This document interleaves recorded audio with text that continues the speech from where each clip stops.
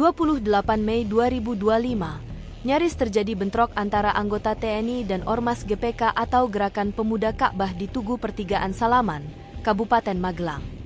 Insiden bermula saat dua anggota Yonif 412 melintas dari Magelang menuju Purworejo. Saat terjebak konvoy Ormas GPK, mereka meminta jalan karena terburu-buru, namun tak dihiraukan. Saat hendak memarkir kendaraan, seorang anggota GPK ini justru menendang pintu mobil OS milik TNI. Cekcok pun tak terhindarkan, namun berhasil diredam oleh Babinsa yang tiba di lokasi. Meski tak terjadi gesekan lebih lanjut, pelaku tetap diamankan untuk dimintai keterangan.